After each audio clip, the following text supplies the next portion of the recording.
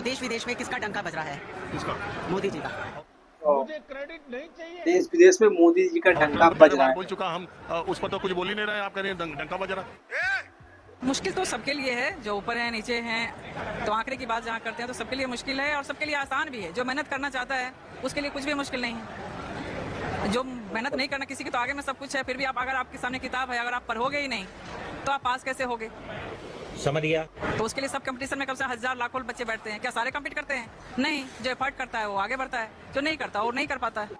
नमस्कार दोस्तों, आप सबका फिर से एक नए वीडियो पे स्वागत है। फिर से आ गया हूँ एक नया फनी और डिबेट वीडियो लेकर। दोस्तों, इस वीडियो में आज आप लोगों को दिखाने वाला हूँ किस तरीके से पत्रकार दो महिलाओं से उनसे सवाल जवाब करते हैं कि बीजेपी सरकार जब से आई हमारे देश में कितना विकास किया है। तो किस तरीके से जवाब देती है। महिलाओं का कहना है कि हम बीजेपी के कार्यकर्ता हैं और बीजेपी सरकार जब से आई है पूरे देश विदेश में डंका जो है वो मोदी जी का बज रहा है और हमारे भारत का भी बज रहा है। मोदी सरकार जब से बनी है हमारे देश का नाम जो है वो विदेशों में काफी गूंज रहा है। पत्रकार किस तरीके से उनसे सवाल करते हैं और सवाल करते करते महिलाओं से पूछ लेते हैं कि जितने भी बीजेपी से के कार्यकर्ता हैं उनका कहना है कि बीजेपी जो है हमसे बहुत काम करवाती है लेकिन बदले में उनको कुछ भी फायदा नहीं मिलता।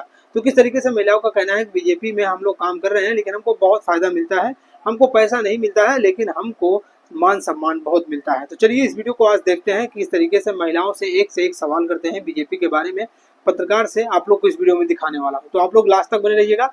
चैनल पे अगर नए हो तो चैनल को जरूर सब्सक्राइब कर लेना। इस वीडियो का लिंक आप लोग को डिस्क्रिप्शन में मिल जाएगा। चलिए वीडियो को शुरू करते हैं। में किसका डंका बज रहा है? किसका? मोदी जी का। मुझे क्रेडिट नहीं चाहिए।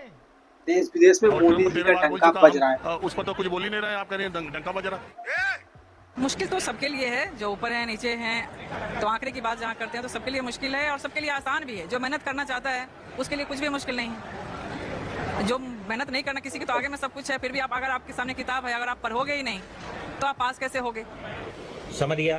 तो उसके लिए सब कंपटीशन में कम से हजार लाखों बच्चे बैठते हैं। क्या सारे कम्पीट करते हैं?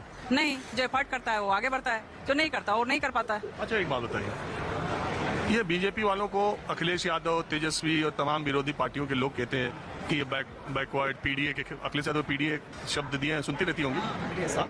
कहते हैं, आज ही कह रहे थे वो कि पीडीए के खिलाफ है और जितने पीडीए में लोग हैं ये सब शोषित हैं, ये वंचित हैं। इनका एक सूत्र है, ये पीड़ित लोग हैं और शोषक लोग, वर्चस्ववादी लोग, प्रभुत्ववादी लोग। उनका इशारा जातिवाद की तरफ था। खासकर इटावा में एक घटना घटी ना, ब्राह्मणों ने वहाँ पर यादव कथावाचकों का मुंडन कर दिया। तो आप मानती हैं कि राजनीति सिर्फ धर्म और चुनाव की जाति के इर्द गिर्द घूम रही है? धर्म तो हमारे परंपरागत है, जो हम धर्म से तो हम चलते ही आ रहे हैं। हम लोगों के तो पैदाइशी हुई है कि धर्म के बदौलत ही हम यहाँ तक आ रहे हैं। धर्म, लेकिन राजनीति में धर्म जाति से तो कोई मायने मतलब है ही नहीं। मैं समझा नहीं। इन लोगों का प्रोपेगेंडा है जो ये लोग बनाते हैं। जब इनकी सरकार थी तो क्या था, ये भी तो यही काम करते थे। तो वही काम करने के लिए भाजपा को लाया गया कि उनसे अलग करने के लिए लाया गया? बिल्कुल, जनता ने भाजपा को वही करने के लिए लाया गया। नहीं, भाजपा आई है तब तक देखिए देश को कहां से कहां ले जाने में हम लोग काम कर रहे हैं।